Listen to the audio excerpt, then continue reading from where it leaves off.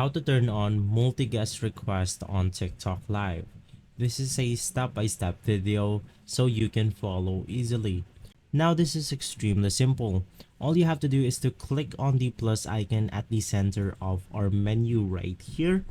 From here, all you have to do is to navigate through the live section of the camera right here.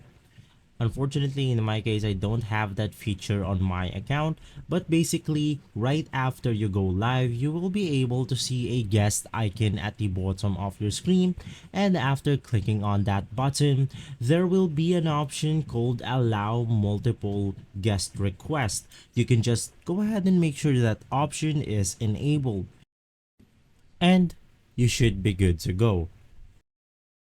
So if this video has been helpful for you, please consider by liking and subscribing. I'll make sure to see you again next time, and as always, thank you.